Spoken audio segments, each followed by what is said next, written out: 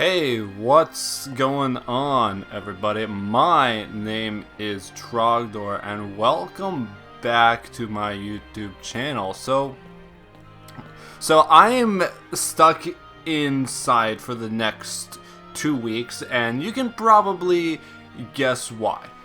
Anyway. So now that I've told my life story, I want to make a pretty fun video because since I've got all this free time in the world, I joined a new league. One of my buddies is the commissioner of, well, not the commissioner, but like a sub-commissioner of a D league of another big league. But yeah, I am in the, what's it called? The APA which is like apples plus apples equals apples. I guess that's the name of the league, you know, kind of weird. I guess it was mandatory, like apple, like the first 5 picks had to be like Applin, Appletoon, the Flapple, Flapple GMAX, Appletoon GMAX. So luckily I don't have any of those mons on my draft.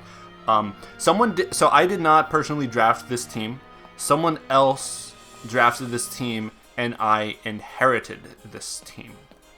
So without further ado, so basically the reason why I'm doing this is because my draft analysis videos tend to do really well, and every time I join a league I like to do a draft analysis, and now we're going to take a look at the team that I got. So let's hop into my Pokédex real quick right here. And as it goes like this, oh yeah, the thing's a little weird because I got my layout going all like this. Okay, so the first Pokemon that was on my inherited team was Conkeldurr. There's no particular order for this. Like, I'm not actually sure which order things were drafted in. This is just a list that I made. It's based on tiers, so Conkeldurr is a tier 1 Pokemon that is on this team. This is the team that I will be playing my week 2 battle, and I'm going to go over the changes I made to it that will be present in my week 3 going forward. So Conkeldurr is the first thing, chonky boy, thick boy, Cinderblock, honka honka. It's actually a defogger, which is kind of weird. So the next thing that was picked up by is Corviknight. So Corviknight is actually a fantastic Pokemon. This is one thing that I'm actually going to keep just because it's so good. It's like Skarmory, but better. It's like the better move pool, body press, bulk up. It's, fantastic Pokemon. So I've been wanting to use Corviknight for a while. I've never personally had issues playing it, but that's a sample size of like 2 or 3 games. So yeah. So I've got Corviknight. I've got some fire ideas for it. Besides just bulking up and body pressing and defogging and all that other jazz, it's a good Pokemon, you guys. Like, there's a reason why this is tier 1. Speaking of, so the next thing on my roster is where is it? Here we go, Arcanine. Yeah, so Arcanine's a really good boy. It's a dog. It's a fire doggo. It has Intimidate. It has a lot of stuff and actually provides a decent bulky core with the Corviknight. I get that. So it'll be pretty not easy but straightforward doing like defensive cores between this two. Of course, Arcanine can also go offensive depending on what needs I have for my draft going into this. But anyway, next up it's Gardevoir. Okay, so let's find Gardevoir on here. So Gardevoir is actually quite good this generation. It's not the greatest speed tier in the world, but it has like what, base 80 or 85. Really good offensive typing in Psychic and Fairy. Like, Fairy is always a really good spammable type of attack, and Psychic, aside from this metagame being extremely ghost centered and ghost weak, yeah, Psychic is just, a really good type to have. So next up, I didn't snag. My opponent drafted Inteleon. So Inteleon is the fastest thing on this roster as of now. I've never used this Pokemon either in draft or on the ladder, but I've seen it be good. it has, you know, like, what is that signature move? Snipe Shot? Is that a priority move, or is it just that Inteleon's really fast? So either way, good to finally have some fast on this team. Like, you know, I've got a little bit of priority in Mach Punch and Extreme Speed and Shadow Sneak, but it's good to have some fast on this team finally. So next up is a horse. It is Mudsdale, which I haven't been specifying which things I'm keeping and which things I'm not, but once I find Mudsdale, I'm definitely going to keep Mudsdale on this team just because it's like a power horse, a horsepower. It's, you know, a pony ride. It's another thing that has body press. That's a move that I've never actually built with, and it looks really fun. So I'm just going over which things look really fun for me to use and which ones don't. This is a tier draft. I'm not a fan of tiers from a drafting point of view, and especially not from a transactions point of view. But with Generation 8 and things being so limited, well, even with things being limited, like in my other league, we did a completely free draft and all the teams were relatively balanced. Well, not really, but there was nothing top heavy. And also with tiers, words. I'm so bad at words. I might, you know, with national decks drafts incoming, I think tiers are going to be very much less balanced than they are right now, just because, especially if they include megas, everyone's gonna get a good mega, everyone's gonna get a good tier 1, everyone's gonna get it. There's just so much that everyone's gonna have like a really good team, which there's nothing wrong with that, but at least with the points draft, it balances out slightly so that what was I saying? Either way, points drafts are better, but this is a tiers draft. I'm gonna roll with it. Finding out which transactions I could make was a little bit frustrating, but that's whatever. Next up is Charizard, and okay, I'm not a Gen 1er. I'm not, you know, one of those fanboys of Charizard. Where's Charizard? This is definitely something that I'm gonna drop. I think it's kind of just a bad Pokemon in general. Obviously, Mega Charizard is insane. But yeah, and also Gmax Charizard just looks dumb. Does it actually have the Gmax form on the Pokédex right here? Where is it? Switch, not languages. Oh yeah, there's a. Oh yeah, there's the. But I obviously don't have Gmax Charizard. Or the shiny one. Nah, it's Gmax Charizard is broken, but also kind of bad. So yeah. Definitely gonna drop Charizard. I don't have anything to say about it. But next up is the bear. The big bear Arctic. Yeah, here are bear Arctic. Yeah.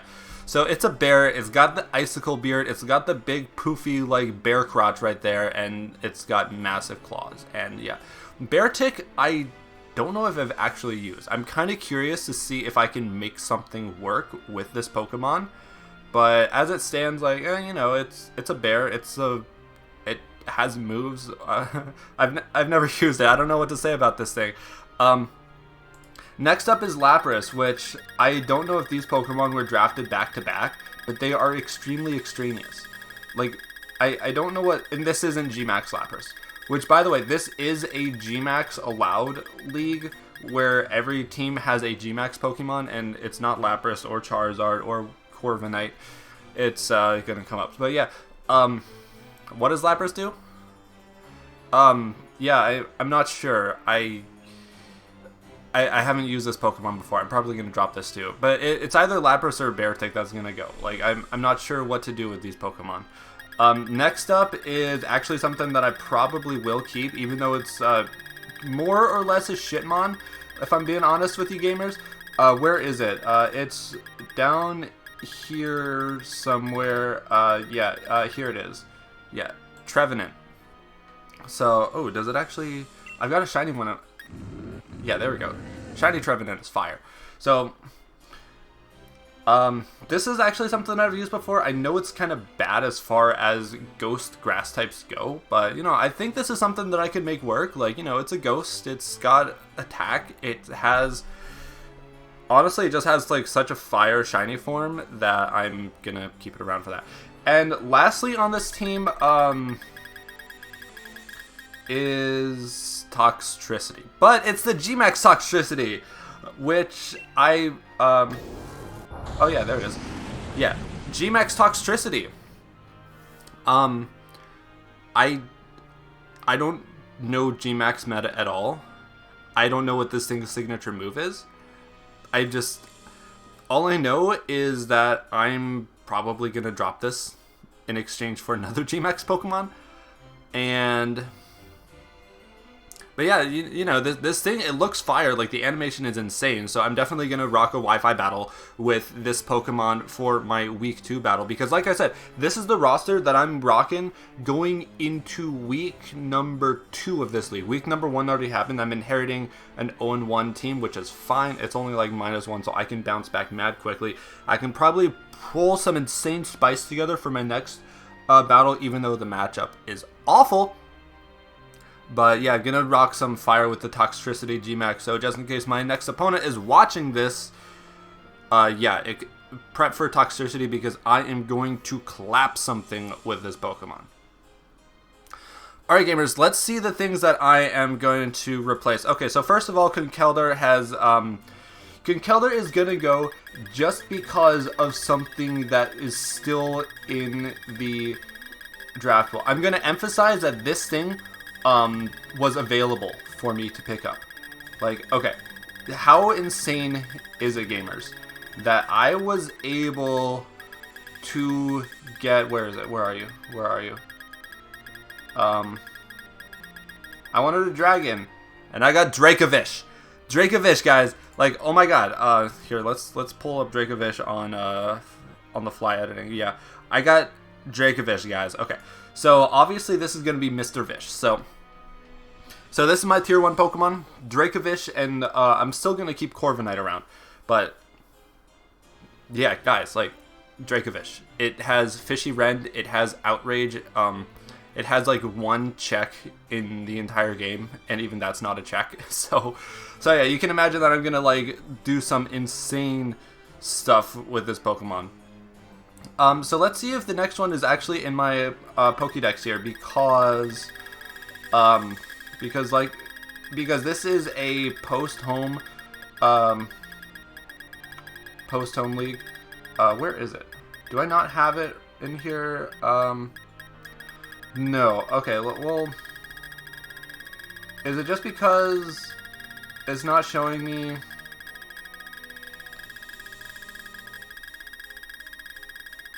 Well, I at least should have the first stage, right?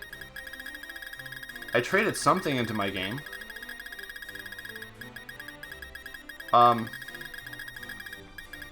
Yeah, I'm sure this is like a really fun...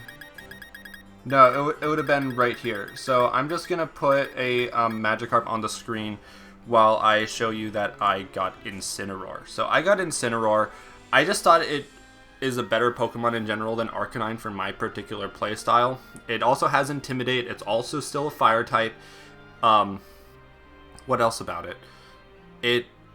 You know, it's like swole as heck, so it's like, you know, it's lifting goals, which, by the way, gym is closed for the next 2 weeks. How am I supposed to stay swole when I can't go to the gym? Am I just gonna, like, be a peasant and work out at home? And even then, I don't have any dumbbells around. Am I just gonna, like, do, like, 50 sit-ups a day? Oh, that's not a bad idea. Or 50 push-ups a day.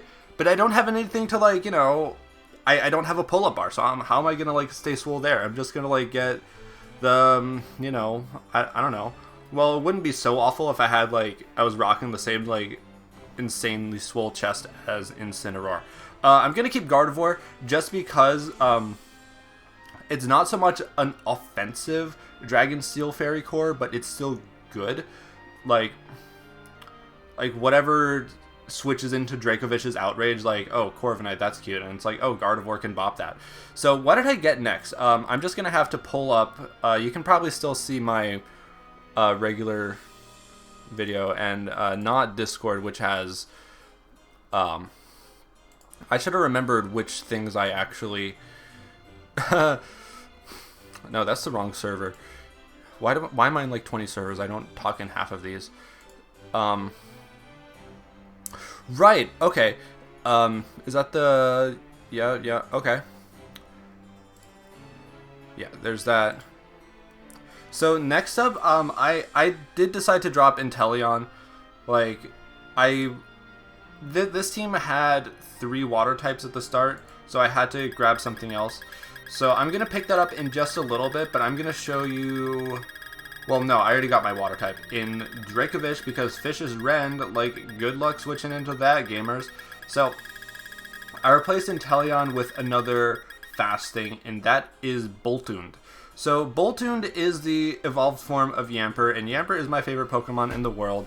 So yeah, here's Boltund, everybody. It's a very good dog. It's not a Corgi though. Like, if there is just like, if the evolved form of Yamper was, hear me out.